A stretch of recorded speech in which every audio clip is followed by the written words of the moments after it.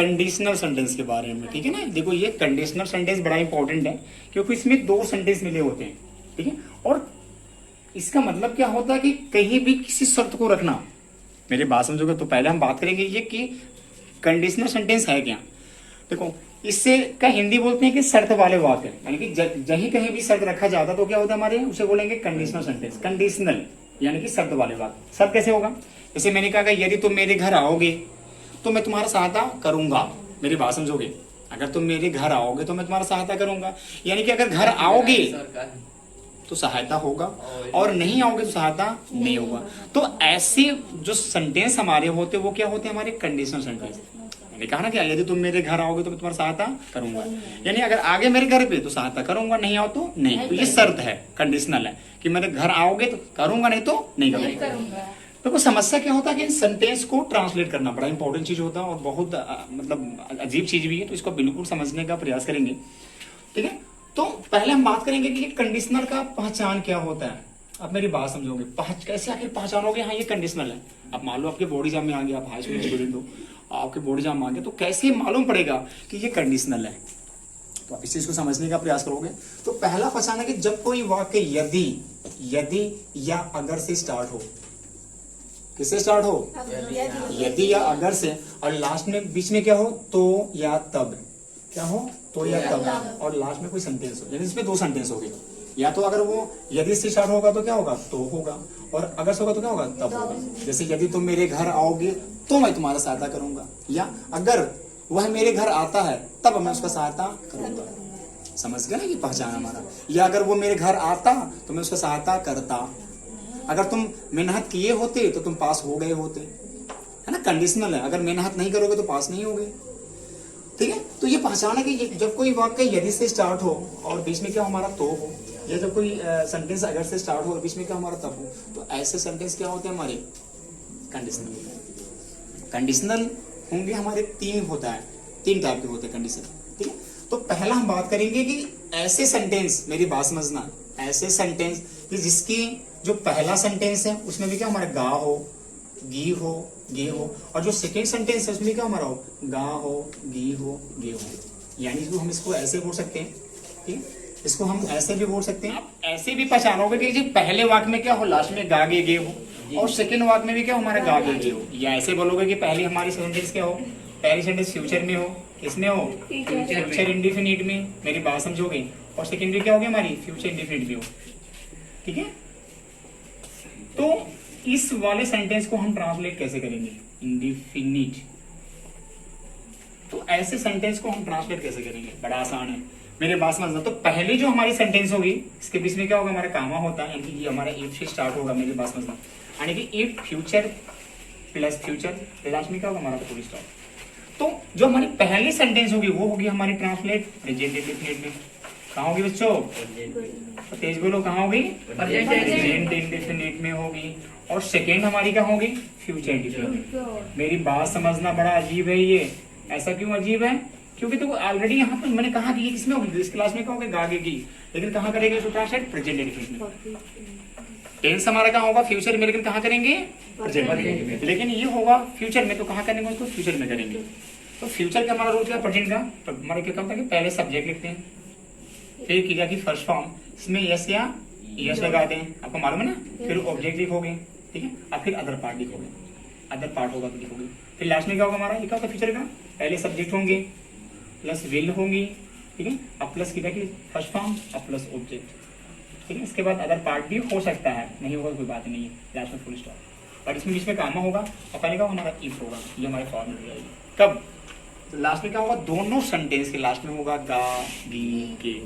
चलो एग्जाम को समझते हैं, मेरी बात को समझना है। और इसी का आपको होमवर्क मिलेगा, और आपको होमवर्क कहाँ मिलेगा, आपके ग्रुप में, है ना, मिल जाएगा आपको। कितने सेंटेंस मिलेगा, 15, क्योंकि इसमें 3 टाइप के हैं। ये पहला टाइप का, इसका 5 सेंटेंस, सेकंड टाइप का 5 सेकंड, और थर्ड टाइप का भी मतलब क्या होगा हमारा 5 सेंटेंस होगा। चलो, जैसे मैंने कहा कि यदि राधा स्कूल आएगी, आएगी है ना, फ्यूचर में आएगी, तो मैं उससे मिलूंगी। अब मेरी बात समझना, यहाँ पे को डी, दोनों किसमें आ रहा है? आप समझना ध्यान से, किसमें आ रहा है? दोनों फ्यूचर में आ रहा है कि नहीं आ रहा फ्यूचर में? तो इसको हम क्या करेंगे, मैंने अभी जस्ट कहा कि आप जो तो है तो के जो इंग्लिश होगी देन का हम इस्तेमाल नहीं करेंगे, बस कामा का इस्तेमाल करेंगे, पहले चीज है। और वाक हमारा कहाँ स्टार्ट हो गया? हमारा इफ से, इफ है कि नहीं है? तो पहला सर क्या होगा हमारा? कैपिटल में होगा, ये समझना मेरी बात। पहला क्या होगा हमारा? कैपिटल में। तो इफ किसमें करेंगे पहले सेंटेंस को? प्रेजेंट इंडेफिनिट में, पहले सब्जेक्ट। तो राधा, इफ राधा, राधा क्या हमारा सिंगुलर है, मैस्कुलिन जेंडर है और थर्ड पर्सन है, तो क्या होगा? यहाँ हम लगाएंगे, हम सिंगुलर लगाएंगे, क्या? क्रिया। यानी कि इफ राधा कम्स, यदि राधा आती है, इसके भाव होंगे राधा आती है कहाँ? स्कूल। यानी कि इफ राधा कम्स स्कूल, यानी यदि राधा स्कूल आएगी तो की लंका लगाएंगे कामा, तो हो गया ये। तो क्या करूंगा? आई करा कि लगाओ सहायक क्रिया विल मीट, तो आई विल मीट किससे? उससे। तो हर लड़की है तो हर, तो आई विल मीट है। मेरी बात समझना बड़ा इंपॉर्टेंट चीज है ये, मतलब कि बहुत एडवांस ग्रामर में आता है, क्योंकि दो सेंटेंस को हम साथ में क्या करें, इसको ट्रांसलेट कर रहे हैं। तो पक्का समझ गए नहीं? एक और देखेंगे, सेकेंड वर्ड समझो कि अगर तुम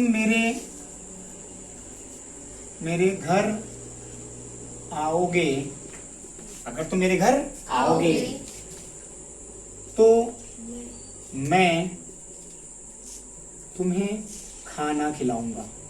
अगर वो खाना खिलाऊंगा।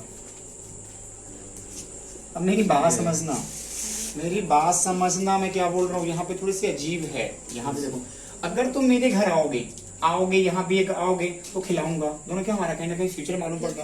तो पहले कहाँ होगा ट्रांसलेट? Present indefinite. सेकंड कहाँ होगा हमारा? Future indefinite. तो इफ यू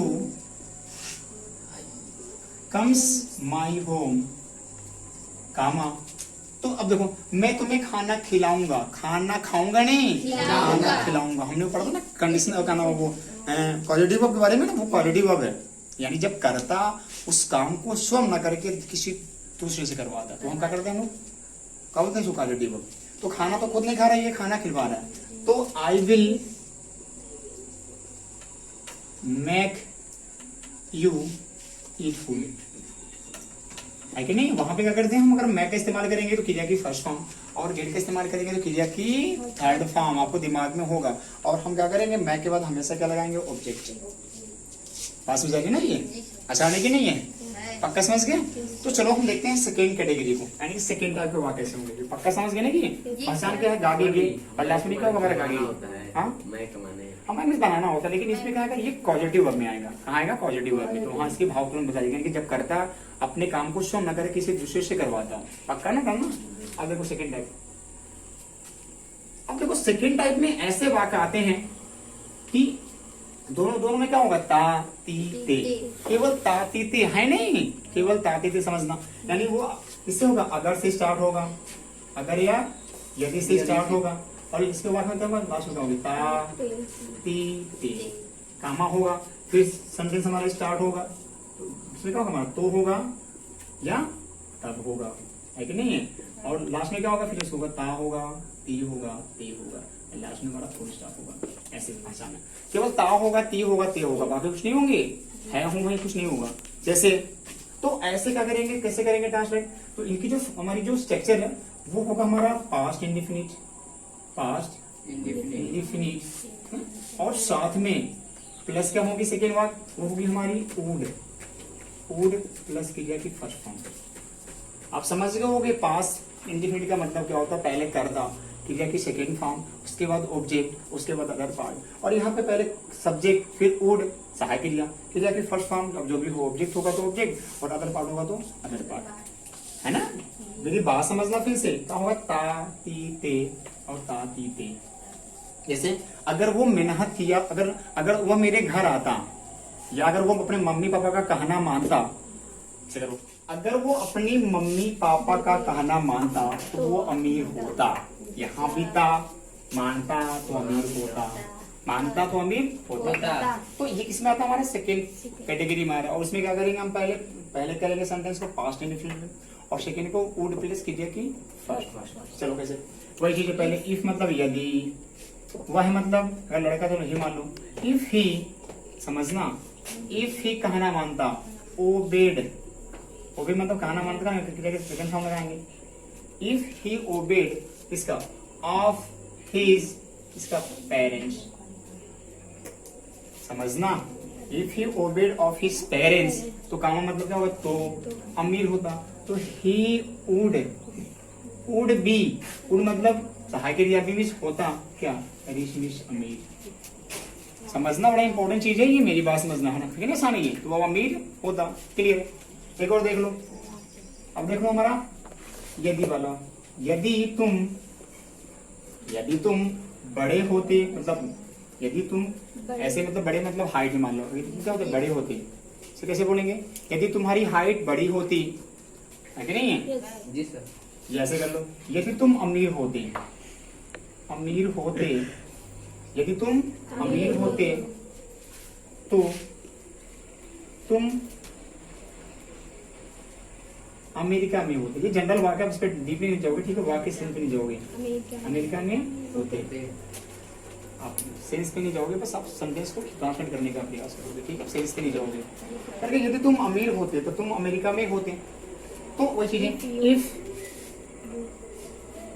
यू, देखो मेरी बात समझना, यहाँ कभी कभी ऐसा होता ना, कभी कभी हम मानते ना कि काश में राजा होता, काश में अमीर होता, काश में चंद्रमा होता, तो वहां पे हम आई वर्ग का इस्तेमाल करते हैं, आई वर्ग का भी इस्तेमाल हम कर सकते हैं। लेकिन यहाँ पे क्या रहेगा, यदि तुम क्या होते, अमीर होते, तो इफ यू वर क्या, रिच, यदि तुम अमीर होते, मेरी बात समझना, आप ये बिल्कुल दिमाग में रख लोगे, इसलिए क्योंकि काश में राजा होता तो इफ आई वर किंग, काश में चंद्रमा होता तो if I were at the moon, है ना। तो ये समझना बड़ा इंपॉर्टेंट है। वही तरह कि यदि मैं अमीर होता तो if I were king, sorry rich, तो यू, फिर वही वुड, है ना, वुड बी कहाँ, इन अमेरिका। थोड़ा कोई दिक्कत, कोई दिक्कत, आसानी का पक्का कर लोगे ना, पक्का। चलो आप देखते हैं हम लोग थर्ड कैटेगरी। देखो थर्ड में क्या होगा, अब थर्ड में क्या होगा, इसी का परफेक्ट होगा, क्या होगा, थर्ड में इसी का परफेक्ट होगा। जैसे